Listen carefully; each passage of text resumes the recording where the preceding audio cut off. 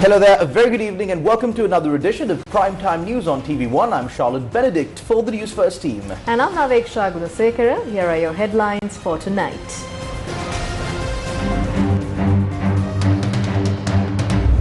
Man arrested in Uppuweli for attempting to sexually assault a foreign woman and attacking two other foreign nationals. Trump announces tariff rates for 14 countries. Sri Lanka continues to await the official US response. Dr. Maheshi Vijayratna remanded again. Committee appointed to investigate transactions of the Central Cultural Fund during 2017 and 2020. CID launches fresh investigations into Lalit and Kugan disappearance. Retired Commodore appointed Excise Commissioner General. Vehicle imports to remain under strict oversight.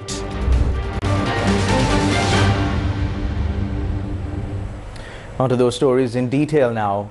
A man has been remanded until the 21st in connection with the allegations of sexually assaulting a foreign woman in the Uppuweli area in Trincomalee.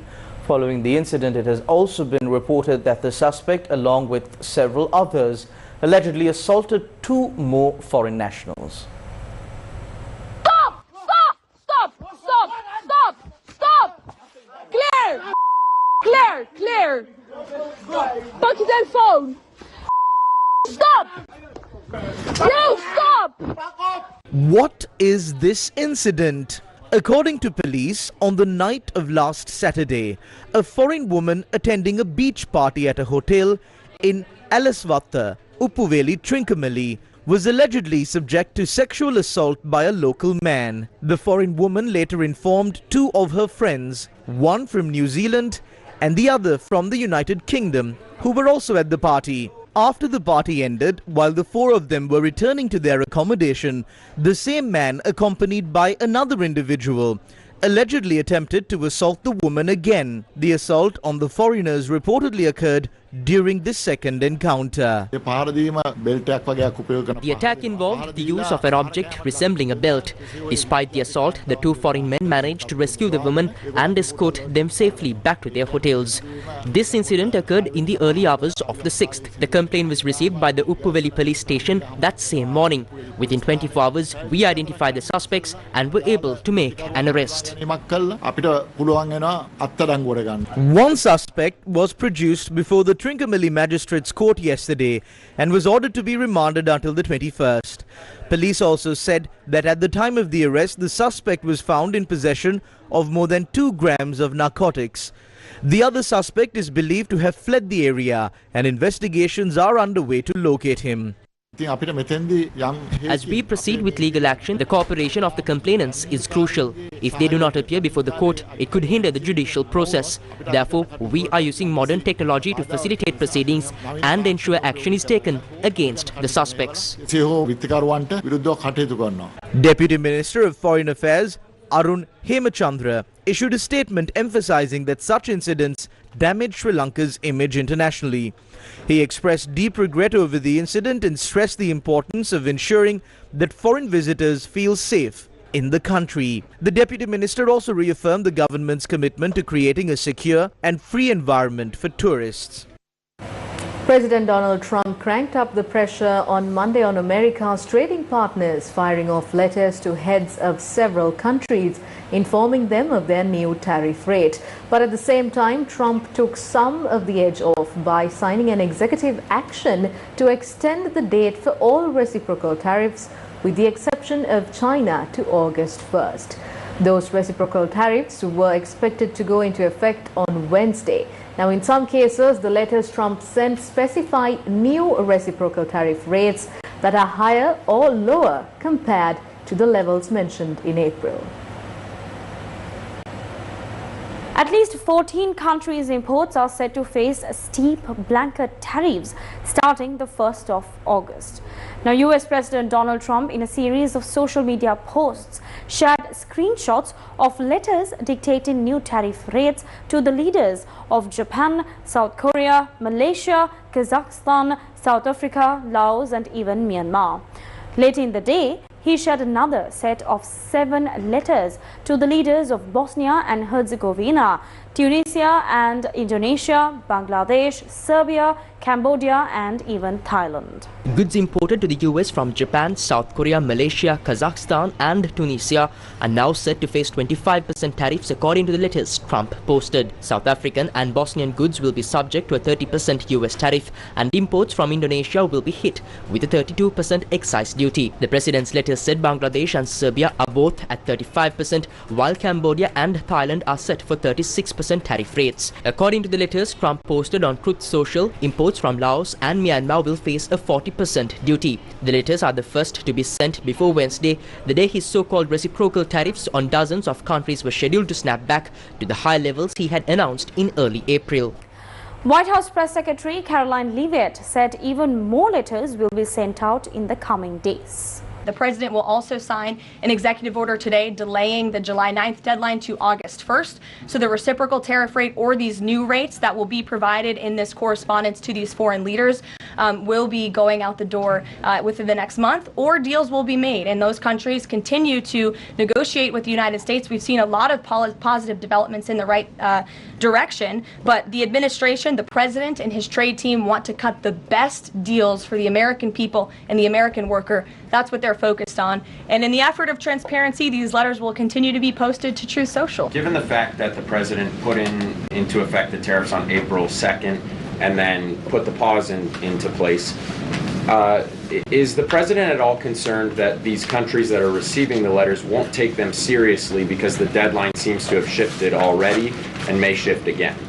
They will take the letters seriously because they have taken the president seriously, and that's why the president's phone, I can tell you, rings off the hook from world leaders all the time who are begging him to come to a deal. And this administration is working hard to ensure those deals are in the best interest of the American people. And this delay, again, is in the best interest of the American people, and you all will continue to see these letters released on the president's Truth Social. All of the letters say that the blanket tariff rates are separate from additional sector-specific duties on key product categories. Now, the letters also say goods transshipped to evade a higher tariff will be subject to that higher tariff. Now, transshipping in this case appears to refer to the practice of transferring goods to an interim country prior to their final shipment to the US in order to skirt tariffs. The former letters assert that the new tariff rates are necessary in order to correct for persistent US trade deficits with the 14 countries. Trump, an avowed tariff fan and a skeptic of free trade deals, regularly points to those deficits as evidence that the US is being taken advantage of by its trade partners. Not all of the countries targeted Monday have large trade surpluses with the US. Monday's letters preemptively warned the 14 countries not to respond to the new US tariffs by imposing retaliatory duties on their own imports of American goods. After Trump imposed his 3-month reciprocal tariff pause in April, his administration claimed that it could strike as many as 90 deals in 90 days. But as that pause was set to expire, the US has announced only broad frameworks with the United Kingdom and Vietnam, as well as a preliminary agreement with China. On the 2nd of April, US President Donald Trump announced a 44% reciprocal tariff on goods imported from Sri Lanka. However, the implementation of this tariff has been postponed until the 1st of August. What will happen to Sri Lanka after the 1st of August? The Samagi Jana Balawega continues to highlight that this tariff could have serious consequences for multiple sectors in Sri Lanka. What's happening now is waiting for it to be placed on the lap. They said negotiations would happen, but where is the team that was sent for talks? One of them isn't even in Parliament today. That person has now taken up the post of Secretary to the Ministry of Finance. Now that pressure is mounting. Suddenly, everyone remembers. If they had at least convened an all-party summit and listened to the proposals we made, this situation wouldn't have escalated like this.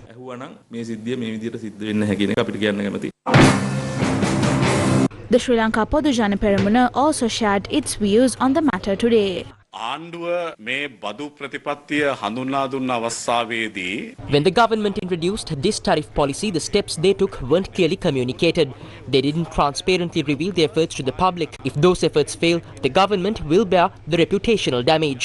We don't see any indication that they acted with full understanding. Even within the new tax policy, there's no sign that the US tariff policy was addressed with sensitivity. කානු බදු ප්‍රතිපත්තිය සඳහා වන සංවේදී කලාප touch කරපු බවක් අපිට පේන්නේ නැහැ. ඒ අනිත් පැත්ත තමයි මේ කරමින් ඉන්නේ.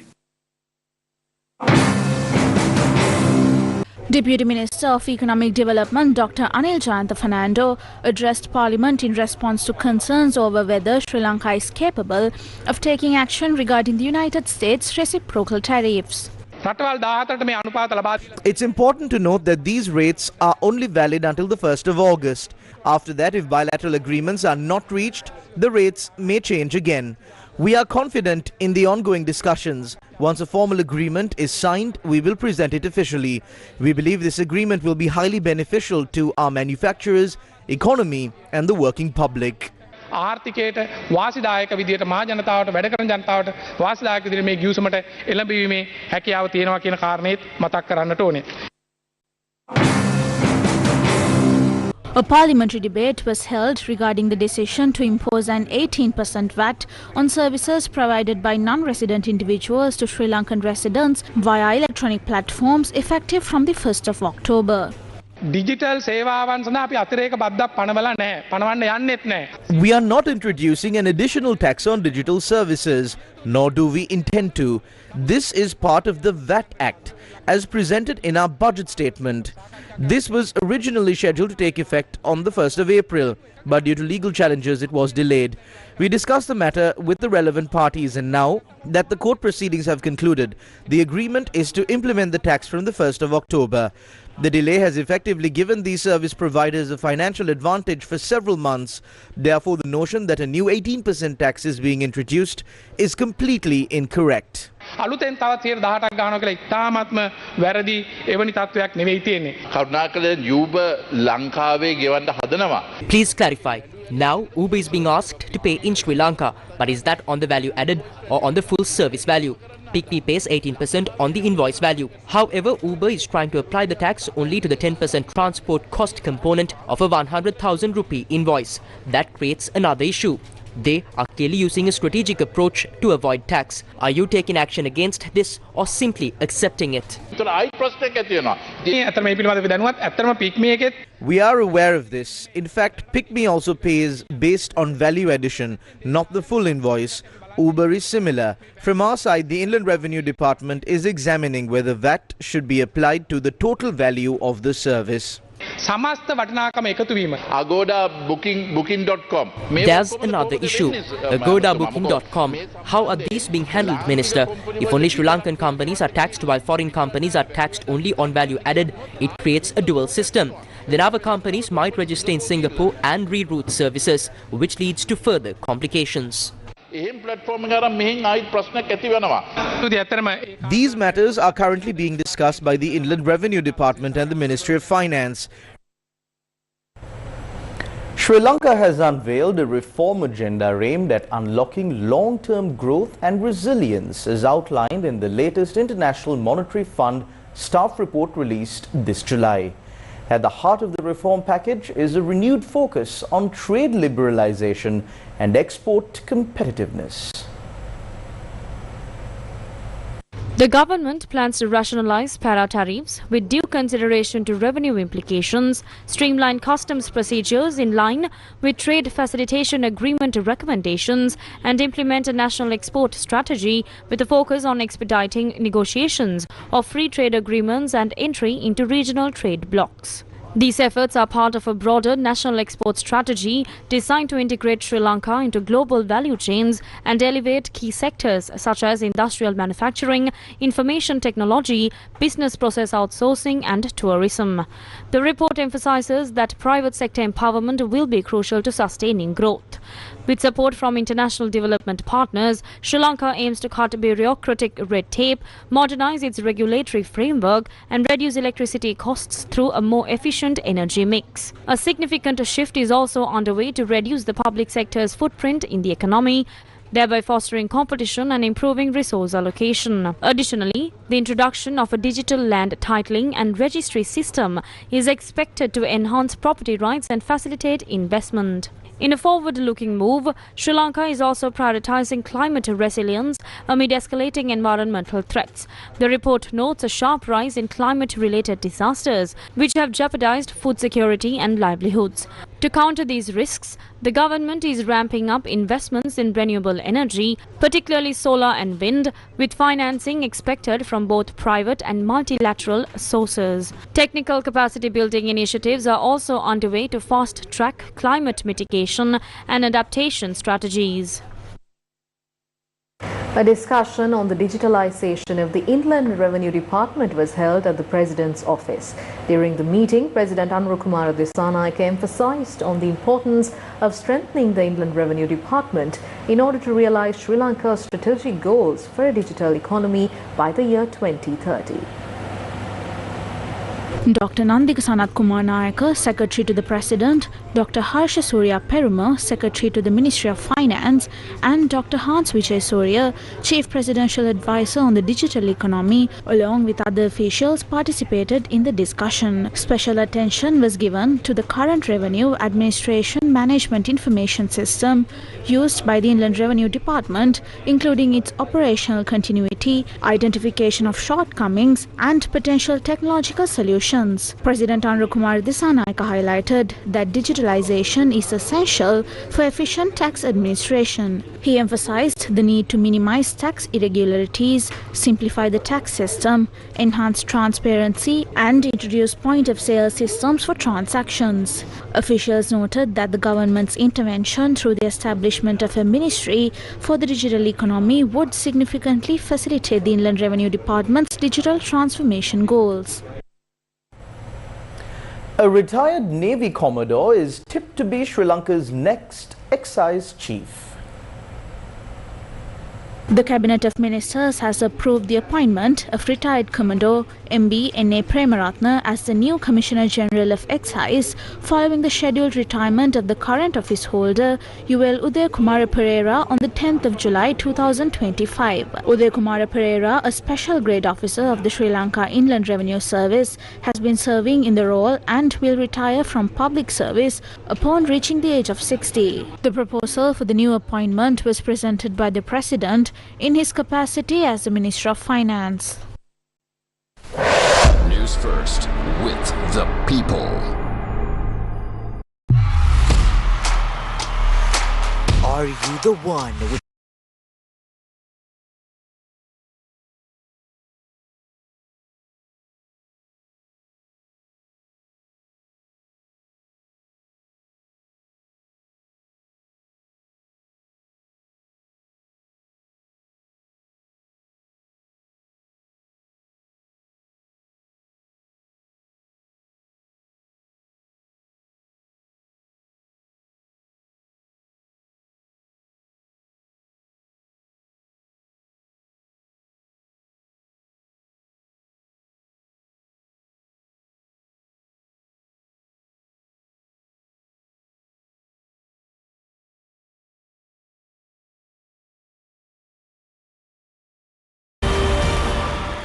Very warm and special welcome to Your Excellency Thabo Mbeki. Thank you so much for gracing us this evening. An exclusive conversation with the legendary Thabo Mbeki, former South African President and Vice President to the legendary Nelson Mandela. Value the past, build the future, liberation, unity, tough truths, and lessons for Sri Lanka. How did you balance this dual responsibility? I would say today, it's really because you base your knowledge and your experience on the experience of the past. Former President of South Africa, Thabo Mbeki, in conversation with Siobhan Daniel. On air on Wednesday, the 9th of July at 10:30 p.m. on Sirasa TV. Colombo Chief Magistrate Tanuja Lakmali Jayatunga ordered that Dr. Maheshi Vijayratna, a specialist at Sri Jayawardhanapura Hospital, remains in remand custody until the 15th of July. She is currently being held in connection with allegations of selling surgical medical items at inflated prices through a third party. Two other individuals who were remanded alongside Dr. Vijay Ratna were released on bail today.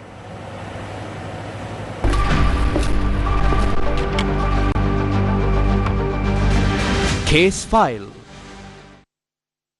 Colombo Chief Magistrate Tanuja Lakmali Jayatunga ordered release on bail of two suspects, K. Indika, a clerk from the ward of the accused specialist doctor, and Niman Ranjit Mutukuda, reportedly an employee of a private institution operated by the doctor. The suspects were released on cash bail of 25,000 rupees each and two surety bails of 2 million rupees each. During the hearing, an officer from the Bribery Commission informed the court that the accused specialist doctor had allegedly provided false information regarding her residential address. Investigators had inspected several locations she claimed to reside in. The Bribery Commission further stated that the investigation is still ongoing and that the statements are being recorded from staff members of the ward where the doctor was employed. In light of this, the Commission requested that bail not be granted to the doctor at this stage.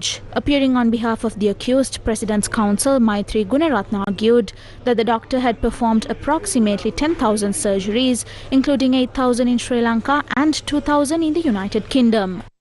Less than 100 patients have died after surgeries performed by my client, and even those deaths were not directly caused by the surgeries. Some surgical items provided by the Sri Jayawardhanapura Hospital are of substandard quality, which forces patients to purchase them externally. My client has only advised patients to do so when necessary. Until the investigation is complete, suspects should not be remanded. The judiciary should not become a rubber stamp for investigators. My client is willing to fully cooperate with the investigation. I respectfully request that she be released on suitable bail conditions. After considering the submissions, the magistrate ordered that the specialist doctor remain in remand custody. Following the ruling, President's Counsel Maitri Gunaratna questioned the magistrate on the grounds for rejecting bail. In response, the magistrate stated that statements are still being recorded from witnesses and releasing the suspect at this stage could interfere with the investigation. Therefore, the bail application was denied. Case file. Colombo Chief Magistrate Tanuja Lakmali Jayatunga today ordered to release on bail 4 suspects, including former Commissioner General of the Department of Motor Traffic Nishant Anuruddha Veerasinghe, who were arrested by the Commission to investigate allegations of bribery or corruption. The suspects, Nishant Anuruddha Veerasinghe, retired Assistant Director of IT Priyantha Bandara Iriyagama, Clerk Attaragama Gedara Dhammika Niroshan, and businessman Maddamage Danushka Nuwan Gunaratna were granted bail under strict conditions. The first 3 suspects were each released on 2 surety bails of 1 million rupees each, while the 4th suspect was released on 500,000 rupees surety bail. The magistrate also imposed a travel ban on all 4 suspects and ordered their passports to be surrendered to the court. The case is scheduled to be heard again on 14th of November. Meanwhile, an anticipatory bail application filed by Surya Priyangani, a former Deputy Assistant Commissioner of the Department of Motor Traffic, seeking a court order to prevent her arrest in connection with the same investigation, was rejected by Chief Magistrate Jayatunga. Case file. Colombo Chief Magistrate Tanuja Lakmali Jayatunga today ordered that K.C.K. Kumara, Deputy Commissioner of the Inland Revenue Department, be remanded until 22nd of July following his arrest over bribery allegations. The arrest was made yesterday by officers from the Commission to investigate allegations of bribery or corruption based on a complaint filed by a businessman from the Piliyandal area. According to the investigators, the suspect allegedly attempted to solicit a bribe of 100,000 rupees in exchange for removing an outstanding tax liability of 1.1 million rupees owed to the Inland Revenue Department. Minister of Public Security Anand Vijayabhala informed Parliament that the Criminal Investigations Department has reopened investigations into the disappearance of Lalit Kumar Veeraraj and Kugan, which occurred in Jaffna on the 9th of December 2011. He further said that that court had ordered the case to be set aside in 2014. Human rights activists Kugan Muruganandan and Lalit Kumar Veeraraj were members of the People's Struggle Movement. They went missing in Jaffna on the 9th of December 2011 while organizing a media briefing in Jaffna city to raise awareness about the People's Struggle Movement coinciding with International Human Rights Day. Kugan Muruganandan was a resident of Avarangal, Jaffna, while Lalit Kumar Veeraraj lived in the Wagga Valley area of Avisavella. Their disappearance later sparked widespread public outrage across the country, and their families filed a habeas corpus petition seeking justice. In connection with the case, the Jaffna Magistrates Court issued a notice to Gotabaya Rajapaksa, who was serving as the Secretary of Defence at the time, requesting his testimony. However, the Court of Appeal later ruled that former President Gotabaya Rajapaksa could not be summoned to testify in the case. A petition challenging this decision was subsequently filed. On the 22nd of October 2024, Dr. Ramesh Silva, appearing on behalf of Rajapaksa, informed the Supreme Court that the former president was willing to provide testimony in the case before any court other than the Jaffna Magistrates Court. On the 3rd of June 2025, the Acting Inspector General of Police issued directives to the Criminal Investigation Department to take over the investigation.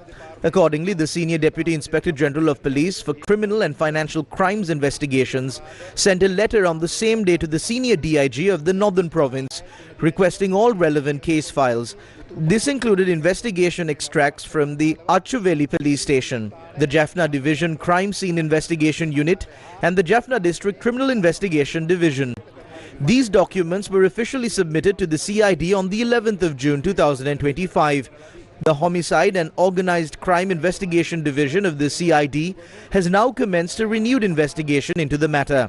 Following the end of the civil conflict in Sri Lanka's northern and eastern provinces, the CID has been investigating 4 separate cases of disappearances. While the Colombo Crimes Division is handling 6 additional cases, none of these investigations have yet been concluded. The Cabinet has decided to appoint a 3-member committee to investigate various irregularities related to the Central Cultural Fund. Reports indicate that various irregularities occurred between 2017 and 2020 in the disbursement of financial assistance by the Central Cultural Fund for religious sites and other activities. To investigate these alleged irregularities, a decision was made during the 223rd meeting of the Fund's Board of Governors, held on the 17th of May 2025, to appoint a committee. Accordingly, the Cabinet has approved the proposal presented by the Prime Minister to appoint a 3-member committee chaired by retired High Court Judge GMW Pradeep Jayatilaka.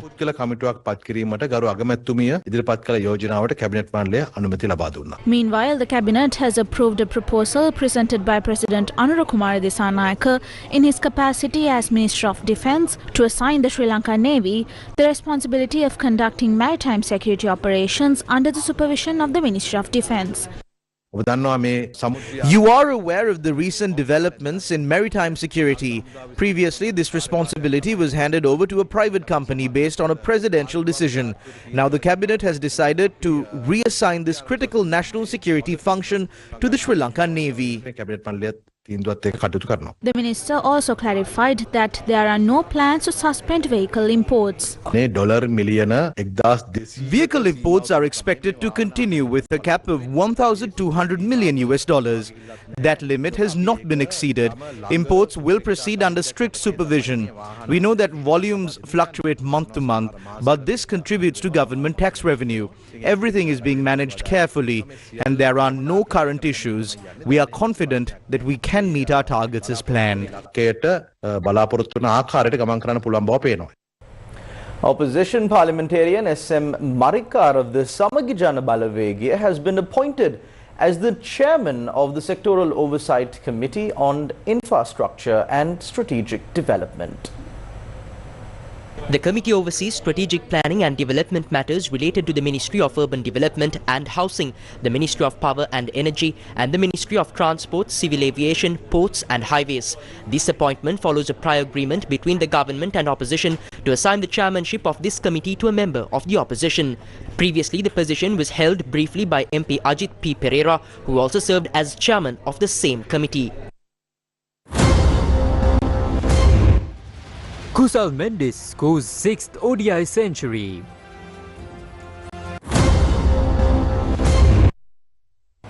The 13th procession of the annual Asala festival of the Ruhunu Maha Kataragama Mahadevalaya has begun.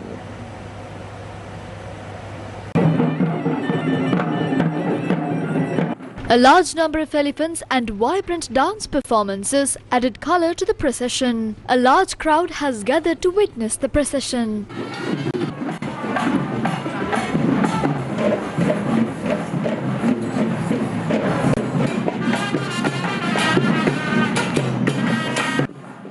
This year, Sirasa TV and Sirasa FM are the official media sponsors for the Asala Perahara.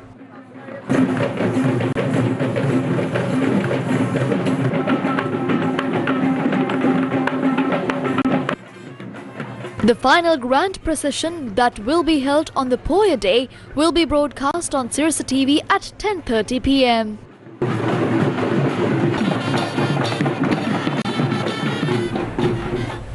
President Andrukumara Dissanayake emphasized that in order to successfully implement the proposed education reforms, it is essential to both enhance the infrastructure across the entire education system and strengthen its institutional framework. The President made these remarks during a discussion held at the Presidential Secretariat with Minister of Education, Prime Minister Dr. Harini Amarasuriya, and senior officials from the Ministry of Education. At the President's office in Colombo, Sri Lanka President Andrukumara Dissanayake was briefed by officials from the Ministry of Education on the proposed education reform agenda. The President emphasized that the government is fully prepared to support the reform process by conducting a thorough study and providing necessary resources based on identified needs. He noted that achieving the desired outcomes from these reforms would require a complete transformation of the entire education system.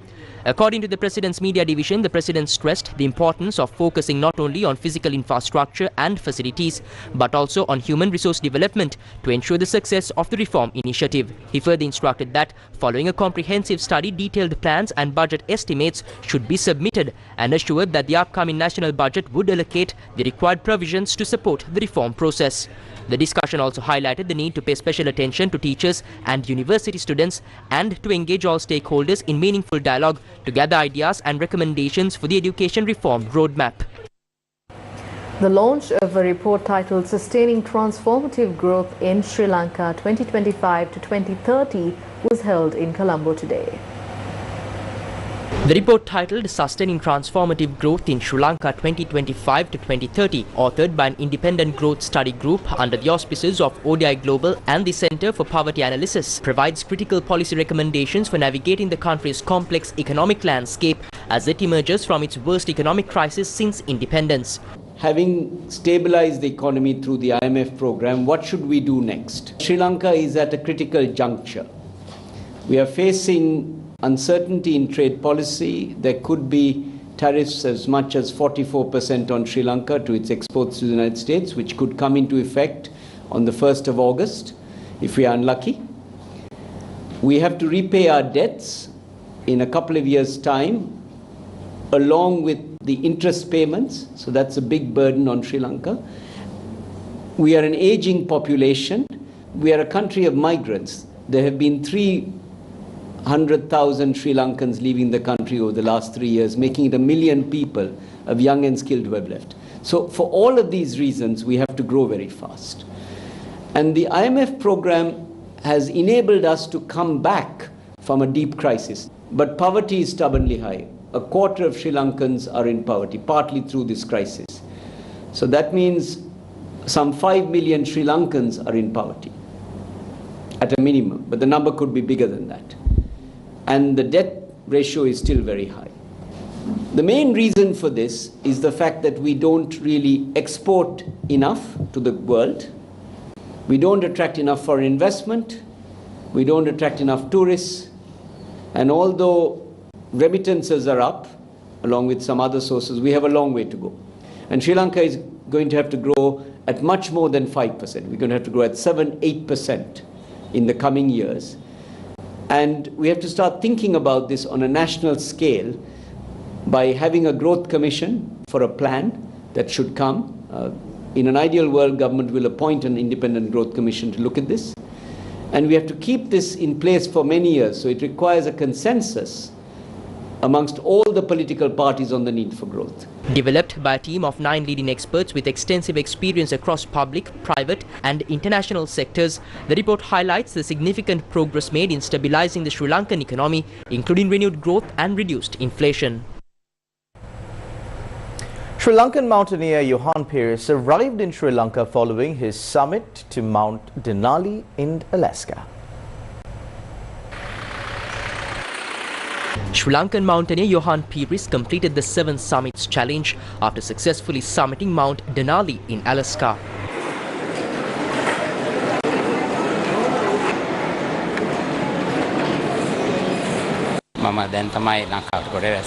I am a mountaineer and I have had the privilege of climbing the 7 summits, the highest peaks on each of the 7 continents. I completed the final leg of the 7 summits journey by trekking Mount Denali in Alaska, USA. The journey takes about a month and we reached the highest point accessible before the mountain was closed. That point now marks the highest altitude ever reached by a Sri Lankan on Denali. This achievement belongs to all Sri Lankans. I think all Sri Lankans should be proud of this moment. Our flag has now touched the summits of all 7 continents. I'm proud to have accomplished this on behalf of our island nation. Completing this challenge of climbing the 7 summits was my ultimate goal, and now I've accomplished it.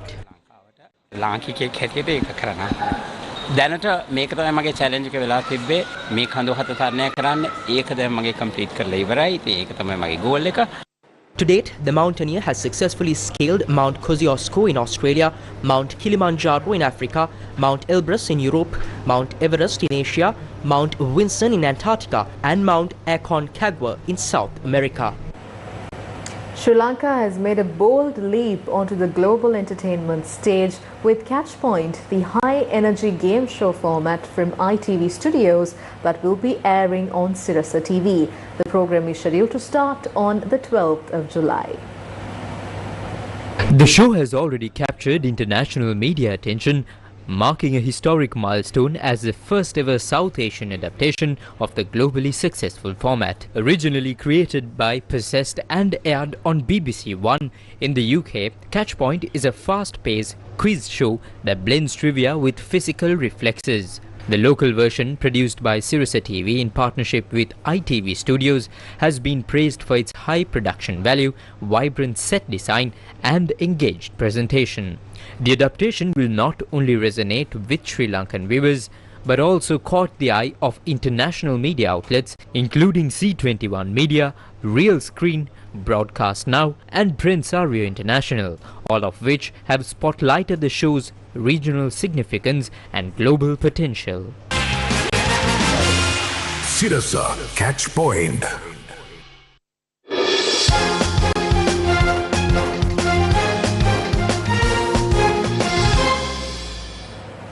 MTV NBC Media Network's Yes FM channel has officially partnered as the official radio sponsor for the Trinity College Candies rugby team that will participate in this year's inter-school rugby tournament. The official agreement between Trinity College Kandy and Yes FM was signed today at the Sirasa headquarters at Braybrook Place. Representing Trinity College Kandy at the event were Nilantha Ratnayaka and Madhushankar Ranatunga from the old Trinitians rugby scrummage.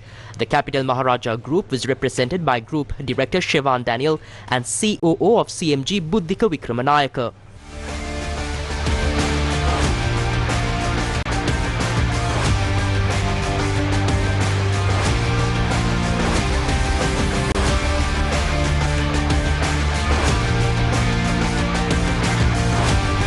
On behalf of Trinity Rugby, we thank ESFM and MBC for coming on board with us. Trinity and Rugby goes way back, similar to the station that we are partnering with as well. So we think this is a partnership that's going to go on for a longer period of time. We're very pleased to be supporting Trinity Rugby. Trinity is a school that doesn't only have a fantastic national heritage, a global heritage, but also a deep heritage in rugby. And the characteristics of Trinity, its students, its all boys, its faculty is something that we identify with at YesFM. And we're very pleased to support Trinity as it competes at the highest level. And beyond rugby, I think as the Trinity motto quite rightly points out, we look towards not just a result in the game, but a lot of good things beyond that. So very, very happy to have YesFM as partners with Trinity Rugby. The third ODI between Sri Lanka and Bangladesh is currently underway at the Pallekele International Cricket Stadium. Chasing a target of 286 runs, Bangladesh were 171 for the loss of 8 wickets at the end of 37 overs a short while ago. Sri Lanka captain Sirasa Lanka won the toss and opted to bat first in the third ODI against Bangladesh. As a mark of respect, the umpires wore black armbands in tribute to late international cricket umpire Bismillah Jan Shinwari of Afghanistan. Nishan Madushka and Pathum Nisanka opened the innings for Sri Lanka. The top order struggled with 3 wickets falling for just 100 runs. Captain Sirasa Lanka contributed a valuable 58 runs, which included 9 boundaries. Kusal Mendis played a standout innings, scoring 124 runs and bringing up his 6th ODI century. Batting first, Sri Lanka posted a total of 285 for 7 at the end of their 50 overs. The remains of the late Bradman Veerakorn were moved to Colombo for the general public to pay their final respect. Sri Lanka mourns the loss of one of its most respected and accomplished public servants, Bradman Veerakorn, who passed away at the age of 94. His death marks the end of an era in Sri Lanka's administrative history, leaving behind a legacy of integrity, intellect and unwavering dedication to public service. He was a highly deserving recipient of Sri Lanka's prestigious title of Deshamaniya, conferred to those few distinguished individuals seen to have served the state to their utmost capacity, who merit the full respect and reverence of the state and all her citizens. Final rites of late Bradman Veerakorn will be held on 9th of July in Colombo. The launch of Dialogue Elode Superblast was held in Colombo yesterday.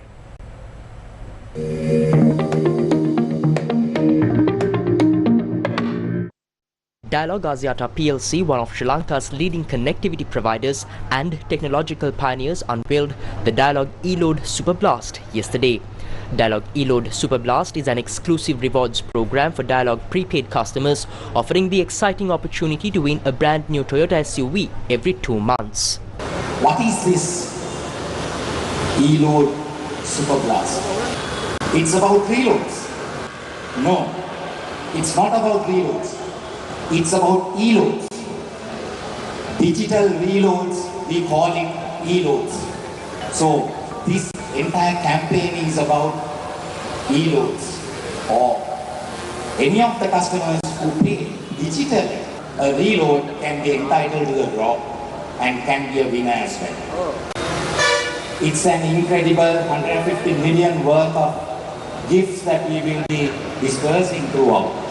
Starting from what is covered out there with the grand prize, it goes.